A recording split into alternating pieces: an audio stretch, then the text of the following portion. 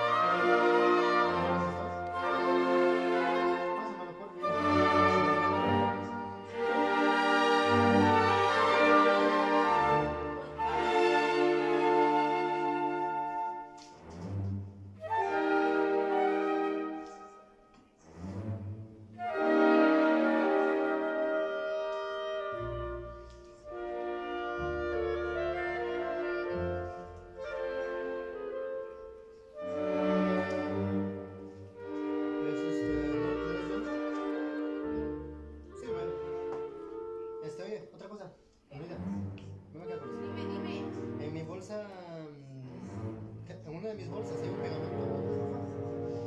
Está junto a mi mochila.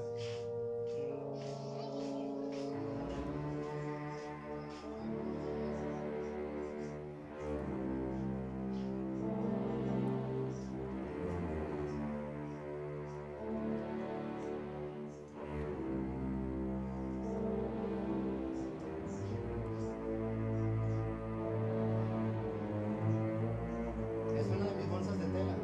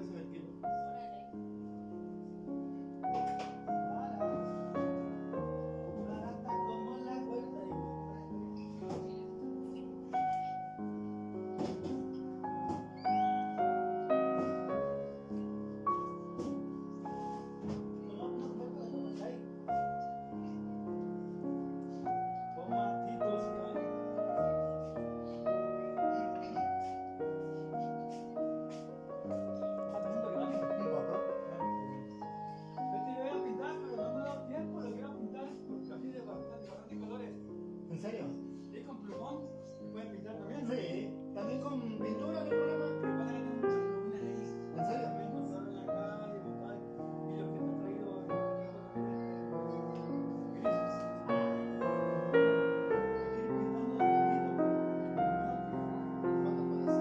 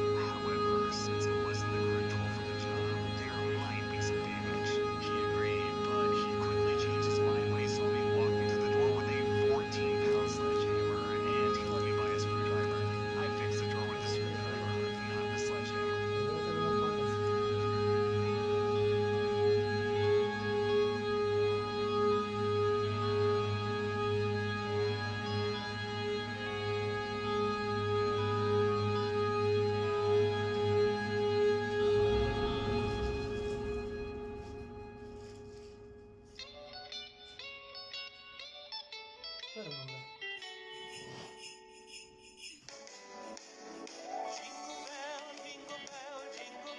bro. I fixed it with a screwdriver, not the sledgehammer. Next we made a decision to take away photography. If there's a ribbon going on at my work, I'm responsible for setting up a relationship offsetting our sound systems. We're talking to his cameras and ensuring he gets an unpleasant night. If he shits as expected, fire the errors.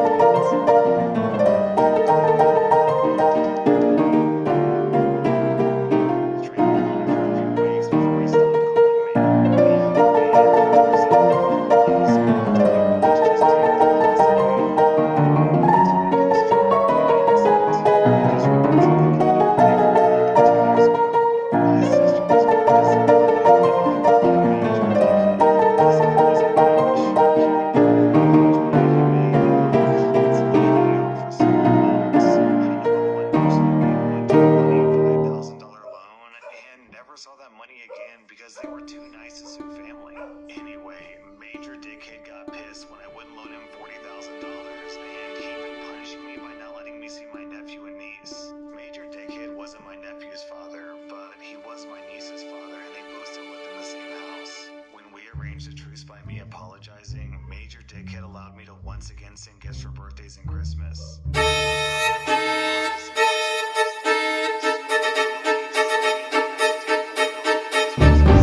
Including a box of one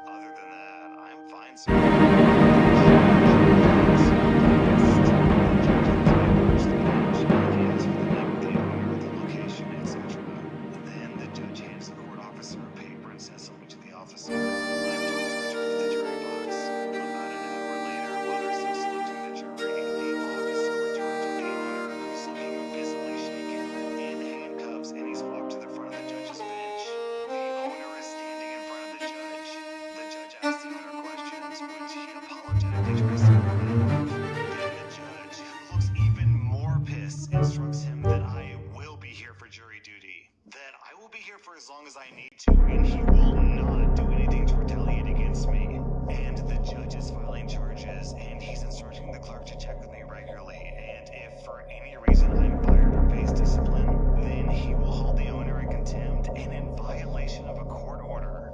And the owner will spend a bunch of time behind bars thinking about how important jury duty is. Then the judge makes him apologize to me in court. I made it onto the jury and I served the week. I reported back to work the following week. I expected some blowback, but I never got fired. None of my shifts were changed, and I got paid for my time in jury. I didn't ask why I got paid. The clerk did check back a few times, and I was told to call their direct number if anything happened. It was awesome, and I was pretty much bulletproof, and I worked until I had enough saved to go back to school. So apparently, this type of thing is fairly common. Down in the comments, we have this story from Texas Yankee. Some executive fired a woman for going to jury duty because he said it was important that the employee stay at work to produce some press release for the company. When the lady went to jury duty and was visibly upset, the judge got the story and sent county deputies to drag the executive out of the office in handcuffs. The executive got a good lesson in civics, and the lady got her job back, but I think that she declined. She got another job pretty quickly. Our next Reddit post is from Repulsive Basil. I used to work as a broadcast technician on a cruise ship. Part of my job was running the passenger TV system and making sure the right thing was on the right channel at the right time. Most of the channels ran pre-recorded programs, but 4 of them were live channels that we got from a satellite. The ship's satellite dish was supposed to automatically track the satellite as the ship moved, but when the ship went to a 180-degree turn pulling out of port, the dish couldn't keep up, and I'd have to go to the broadcast room to manually retune the dish. That required me to get on the internet and look up the coordinates, which was different depending on where we were on Earth.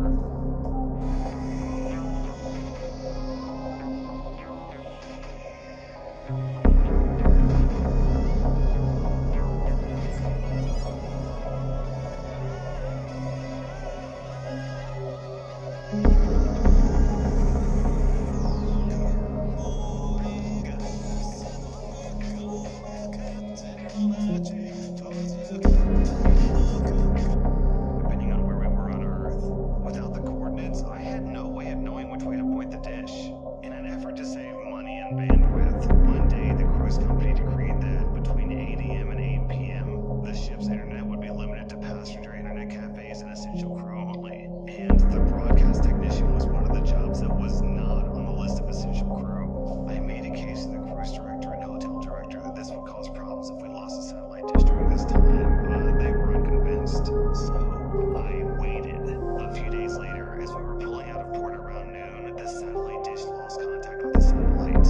I sent an email on the ship's intranet to the cruise director and CC'd the hotel director to let them know that our satellite TV channels were down, and I'd be able to get them back up just as soon as I had access to the internet at 8 p.m. that night.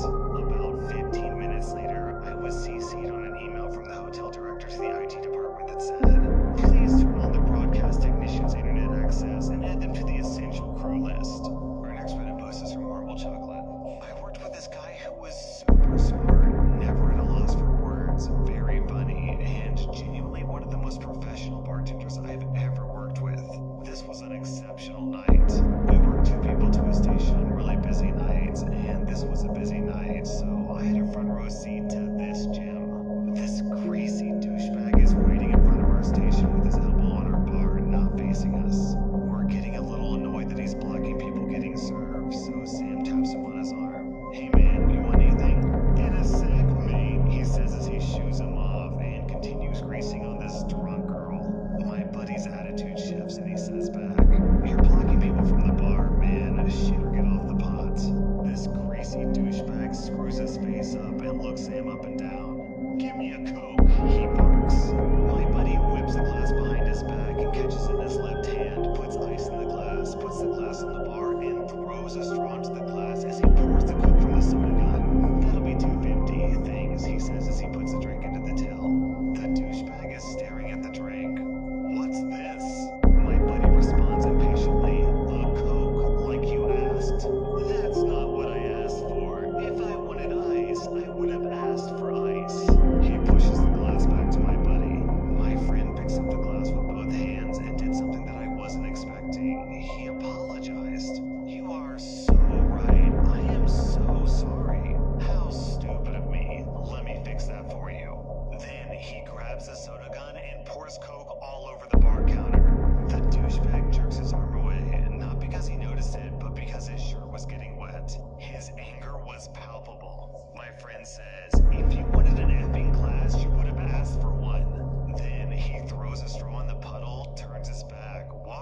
and flips him the bird. My hero. Our next written post is from I am Seika. This happened just before I quit my last job about 4 years ago. I was working with the largest IT company in my country. It's known for being employee-friendly with very relaxed working hours, good perks, and good salaries. However, the delivery head of our project, which was my boss, had a totally different outlook. Officially, we were supposed to work from 9 a.m. to 6 p.m., but nobody really stressed about it because clocking in for 45 hours a week was the only expectation. Personally, I like to work late because it would mean less traffic going home, so I'd get to work at about 10 or 10:30. Then, suddenly, the boss man decides to become draconian about punctuality and office hours. Everyone is expected to be at their workstations by 9 a.m. We all complied. Cue malicious compliance number 1. Now, since I was typically the last person to leave every day, I had voluntarily taken up a few extra technical responsibilities that needed to be addressed only after everyone signed off and after the client was done for the day, which was never before 8 p.m. As you can guess, things immediately became chaotic when I began leaving at 6 p.m. every day. Needless to say, the boss was helplessly out of his wits and had to stay late himself most nights for a week to wrap up the closing tasks. He always used to leave by 6 before this. He wasn't very familiar with the process, and he couldn't get help from the staff because everyone had already left for the day, so he was really in a mess. The boss man could have simply just reinstated our old work hours, but instead, this is what happened one fine evening. He said to me, "Why are you leaving now?" "I'm done for the day. It's 6:30. "But I'll do the technical responsibilities." "If I did it, then I'd have to stay for another 2 hours." "Okay, let's take a look here. During the last month, you came to work 15 every day. That's 20 to 22 hours that you were supposed to be working when you weren't. I have decided my favorite work day is not 6 p.m. But I work until 8:30 p.m. every day, so not only are you incorrect, but you actually work 20 to 22 hours more, which means you claim overtime payments.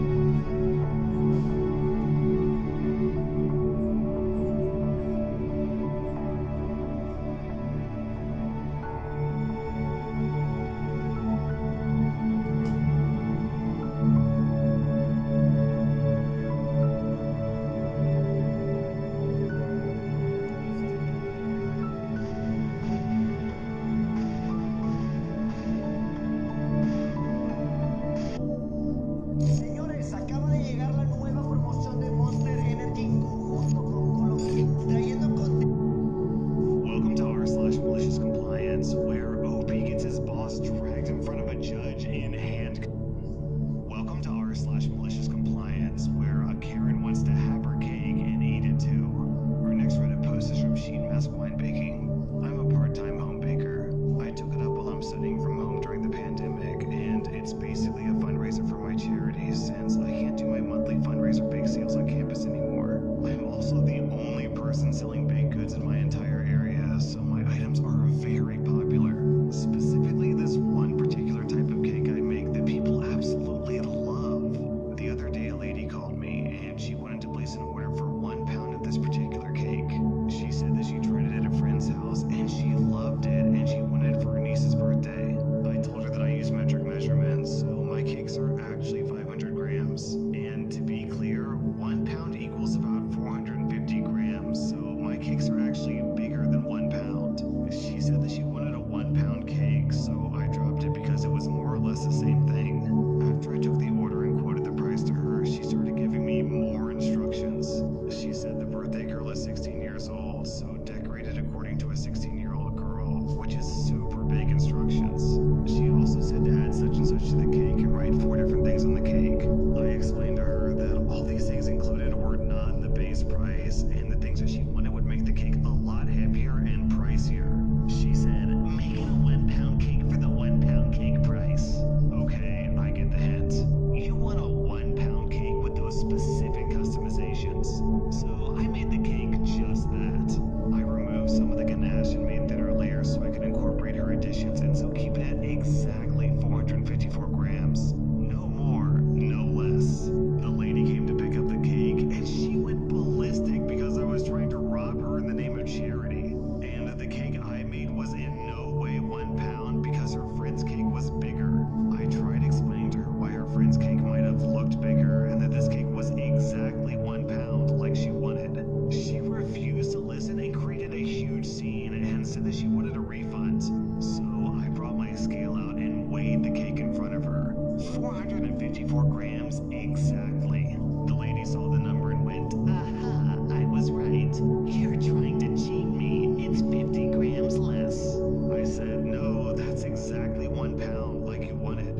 I opened up Google Converter and showed her that 1 pound is exactly 454 grams, not 500. I opened up our conversation on my phone and showed her the message where I told her that I make 500 gram standard cakes, and she said she doesn't care. She wants 1 pound. She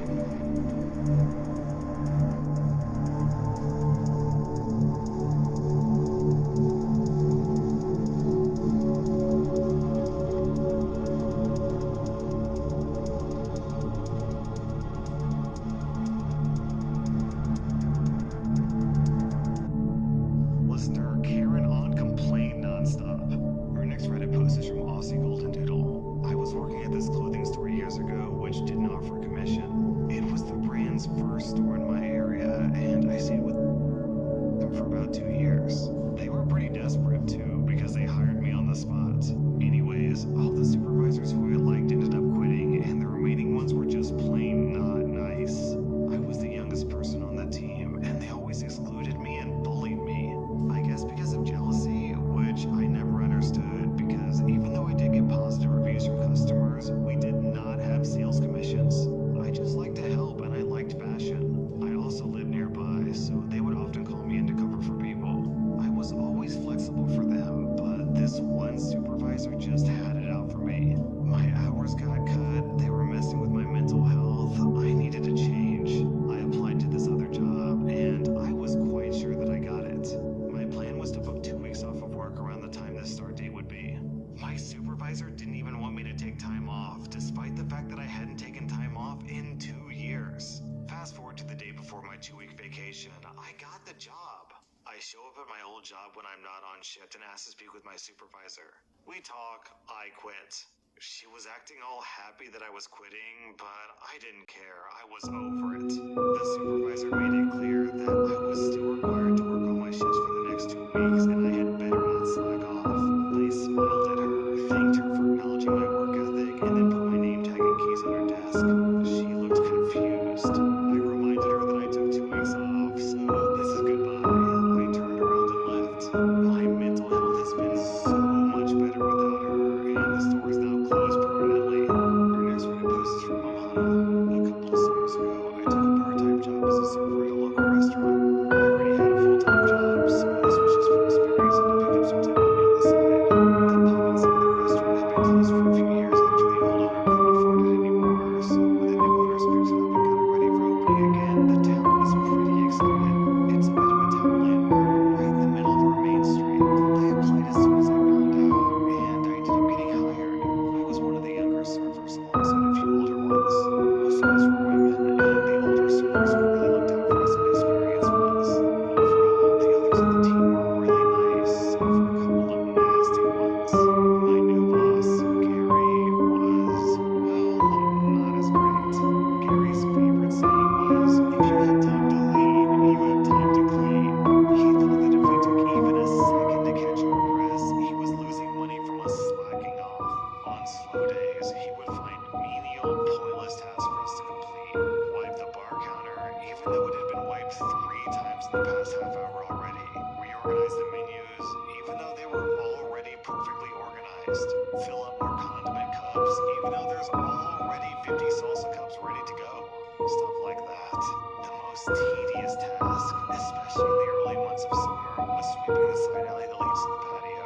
There were these massive maple trees along the path, and they would drop leaves and seeds like crazy, especially on windy days. One afternoon in early June, there were only a handful of us working. It gets slow, and I get assigned a sweeping task. I sweep up the back alley as much as I can, but the wind is blowing and the trees just keep dumping more and more seeds onto the path.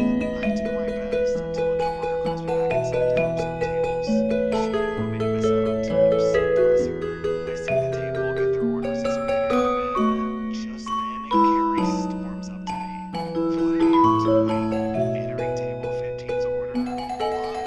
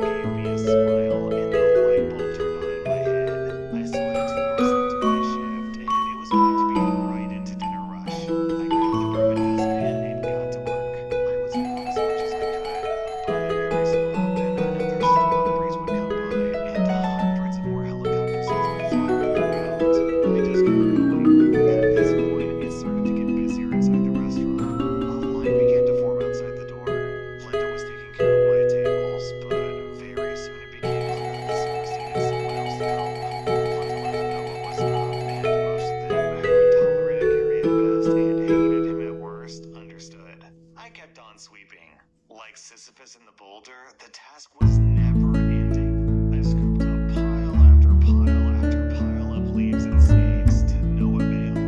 After 45 minutes or so, the side door suddenly opened, revealing red-faced Gary.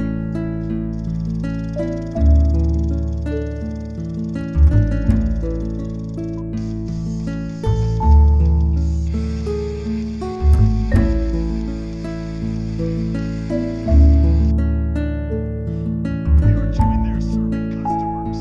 I just gestured in the alleyway, as if the gods themselves had heard the malicious compliance purring. Another strong breeze shoved more seats into the